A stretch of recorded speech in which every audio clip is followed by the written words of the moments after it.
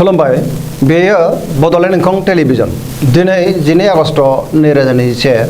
बृहस्पतिबार खालि सानसेनि बरादखौ नोंथांमोननि खाथियाव लाबोदों आं सदानन्द दैमारिया सिगां फरायनो लादों मेष राशि गिबि हांखो अ ल दिनैनि साना मोजां आरो गाज्रिनि गेजेरजों बाबेनलांगोन गोसोआव जिंगाया बांगोन गुबुननि थाखाय नाङा फाङा जेंनायाव गोग्लैनांनो हागौ गोसोखौ दिनै जोबोर गुलुं गुजुं मोनगोन मावनो लानाय खामानिखौ मावफुंनो हागोन देहाया बारा मोजां थानाय नङा लोमजानाय मोनगोन रांखावरियाव जोबोर मोजां नाथाय खरसायाबो बांगोन बेफार फालांगियाव मोजां मुलाम्फा मोननो हागोन समाजाव मान मोनगोन नखराव अनलायनाय फैगोन फिसाज्ला एबा फिसाजोनिफ्राय गाज्रि खौरां फैनो हागौ बहाबा बेरायहैनो एबा दावबायहैनो खाबु मोनगोन लाइमोनफोरा जोबोर रमान्टिक जागोन फरायसाफ्रा फरायनायाव गोसो दुंखांगोन आरो मोजां फिथाइ मोनगोन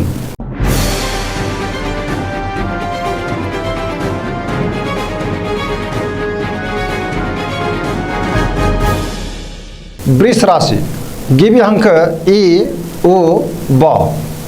दिनैनि साना जोबोर मोजां गुबुननि हेफाजाब मोननानै गोसोखौ दिनै जोबोर गोजोननाय मोनगोन गोसोआव बोलो बांगोन मावनो लानाय खामानिखौ थि समावनो आरो गोरलैयैनो मावफुंनो हागोन समाजाव मान मोनगोन रांखावरियाव जोबोर मोजां होनजायो मोननो गोनांखौ दिनै मोननो हागोन बेफार फालांगियाव जोबोर मोजां मुलाम्फा मोनगोन आयआ बांगोन बहाबा थाङोब्ला दिनै जोबोर मोजां आरो मोजाङैनो दावबायनो हागोन नखराव बिसि फिसायनि गेजेराव अनलायनाय फैगोन देहाया मोजाङै थागोन सेंग्रा सिख्लाफोरा जोबोर रमान्टिक जागोन आरो गोसोनि साननायखौ फोरमायलायनोबो हागोन बहानिफ्रायबा हरखाबै मोजां खौरां मोनगोन फरायसाफ्रा फरायनायाव गोसो दुंखांगोन पजिटिभ एनार्जिनि गोहोम गोग्लैगोन गोसोनि साननाय आरो लुबैनायफ्रा मोगथाङाव जाफुंगोन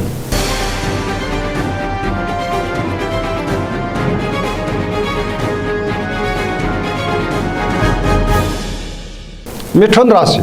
गिबि हांखो क स दिनैनि साना जोबोर मोजां पजिटिभ एनार्जिनि गोहोम गोग्लैगोन गोसोखौ दिनै जोबोर गोजोननाय मोनगोन जेरावबो देरहासार जागोन गोबां खामानिखौ गोरलैयैनो मावफुंनो हागोन देहायाबो मोजाङै थागोन रांखावरियाव जोबोर मोजां बेफार फालांगियाव मोजां मुलाम्फा मोनगोन आयआ बांगोन नखराव अनलायनाय फैगोन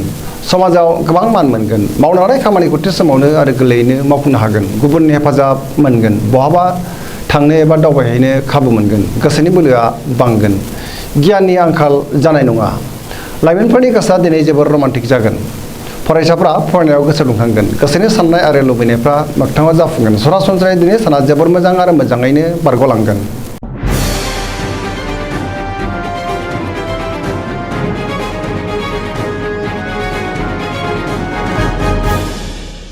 कर्कट राशि गिबि हांखो ड ड ह दिनैनि साना जोबोर मोजां गोसोखौ जोबोर गोजोननाय मोनगोन मावनो लानाय खामानिखौ मावफुंनो हागोन रांखावरियाव जोबोर मोजां बेफार फालांगियावबो जोबोर मोजां मोननो गोनांखौ दिनै मोननो हागोन देहाया मोजाङै थागोन गुबुननि हेफाजाब मोनगोन गुबुननि गोसोखौ गोरलैयैनो बोनो हागोन नखराव बिसि फिसायनि गेजेराव अनलायनाय फैगोन गोसोनि साननायफोरा मोगथाङाव जाफुंगोन समाजाव बयजोंबो गोरोबनो रोंगोन आरो गोरोबनानै थानो हागोन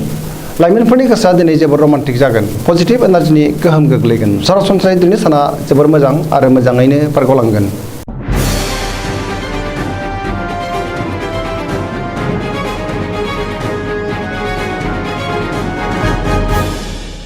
सिंह राशि गिबि हांखो म ट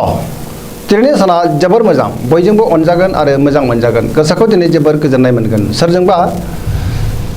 गोजाम लोगोजों बहाबा लोगो मोनलायगोन मावनो लानाय खामानिखौ थि समावनो मावफुंनो हागोन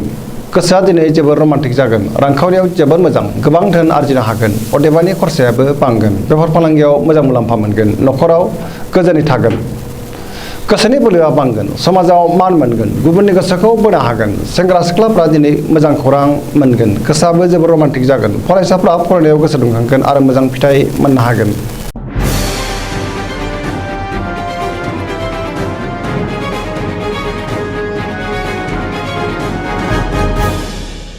कन्या राशि गिबि हांखो प ट दिनैनि साना जोबोर मोजां गोसोआव गोग्गो आरो गोथों साननाय फैगोन रांखावरियाव जोबोर मोजां गोबां मुलाम्फा मोनगोन बेफार फालांगियाव जोबोर मोजां मुलाम्फा मोनगोन सोरबा गोदान सुबुंजों लोगो मोनज्लायगोन नखराव अनलायनाय फैगोन फरायसाफ्रा फरायनायाव गोसो दुंखांगोन आरो मोजां फिथाइ मोनगोन सेंग्रा सिख्लाफोरा गोसोखौ दिनै जोबोर रमान्टिक मोनगोन समाजाव गोबां मान मोनगोन देहायाबो मोजाङै थागोन गोसोनि बोलोआ बांगोन गोसोनि साननायफोरा मोगथाङाव जाफुंगोन गोजोनै थानो हागोन गोसोखौ दिनै जोबोर गोजोननाय मोननायजों लोगोसे बयजोंबो अनजागोन आरो मोजां मोनजागोन पजिटिभ एनार्जिनि गोहोम गोग्लैगोन गोसोनि साननायफ्रा मोजाङैनो जाफुंसारगोन।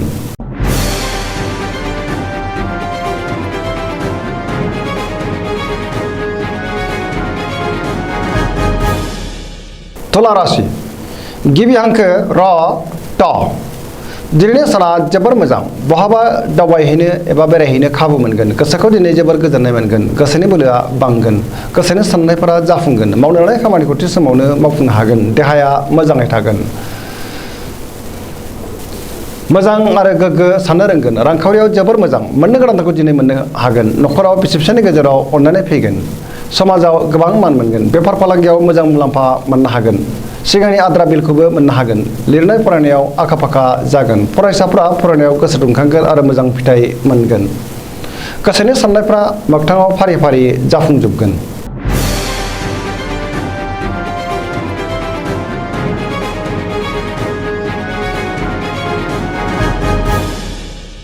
वृश्चिक राशि गिबि हांखो न स दिनैनि साना जोबोर मोजां गोसोनि बोलोआ बांगोन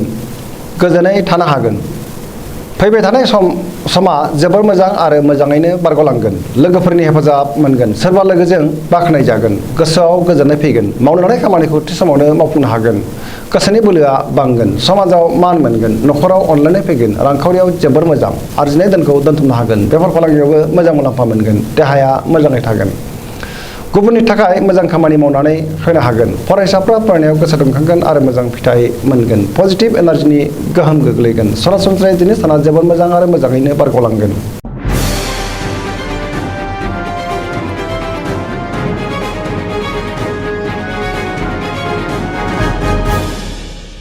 धनु राशि गिबि हांखो ढ फ भ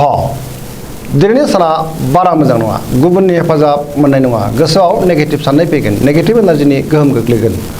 सोरजोंबा गाज्रि मोनजागोन गोसोनि बोलोआ लोरबां जागोन धोरोमारि बिथिङाव अदेबानि गोसो दुंखांगोन मावनो लानाय खामानिखौ थि समावनो मावफुंनो गोब्राब जागोन रांखावरियाव मोजां नाथाय खरसायाबो बांगोन बेफार फालांगियाव जोबोर मोजां मुलाम्फा मोनगोन देहाया बारा मोजां थानाय नङा लोमजानो हागौ न'खराव अननानै फैगोन बिमा बिफानि अननाय आरो बोरखौ मोननो हागोन गुबुना खहा खालामनो नाजागोन सांग्रां जानाया गाहाम लाइमोनफोरनि गोसोआ दिनै जोबोर आला खाला जागोन फरायसाफ्रा फरायनायाव गोसो दुंखांगोन आरो मोजां फिथाइ मोनगोन।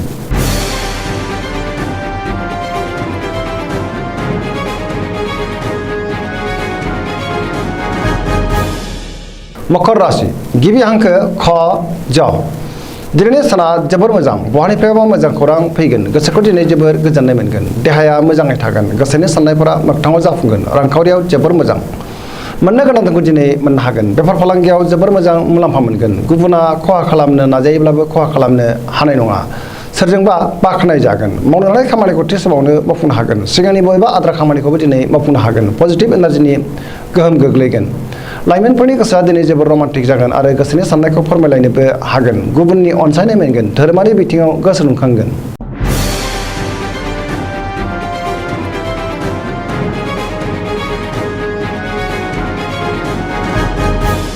कुम्भ राशि गिबि हांखो ग स स दिनैनि साना बारा मोजां नङा गोसोनि बोलोआ लोरबां जागोन सोरबाया थगायनो नाजागोन गोसोखौ जोबोर गुलाय गुजाय मोनगोन मावनो लानाय खामानिखौ थि समावनो मावफुंनो हागोन बहानिफ्रायबा हरखाबै गाज्रि खौरां फैनो हागौ समाजाव मान मोनगोन रांखावरियाव बारा मोजां नङा गोबां धोन खहा जानांनो हागौ बेफार फालांगियाव मोजां नङा देहाया मोजाङै थागोन न'खराव बिसि फिसायनि गेजेराव एना एनि फैनो हागौ गोसोनि साननायफोरा देबार नांगोन सेंग्रा सिख्लाफोरा जोबोर आला खाला जागोन नेगेटिभ एनार्जिनि गोहोम गोग्लैगोन।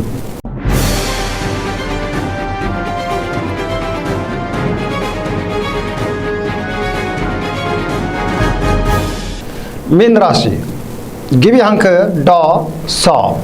दिनैनि साना जोबोर मोजां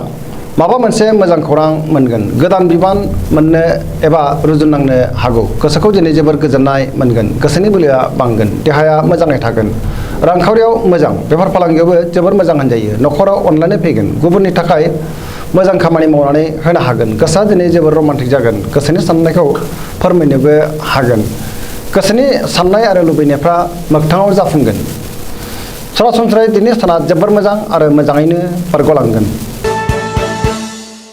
दिनैनि रासि फरायथिनिया एसेनोसै जोबनायाव बेखौनो खावलायो जाहाथे नोंथांमोना सानफ्रामबो जोंनि बे बड'लेण्ड इंखं टेलिभिजनखौ नायबाय थायो आरो साबस्क्राइब खालामो लोगोसे लाइक खालामो आरो शेयार खालामो एसेनोसै गोजोन्थों।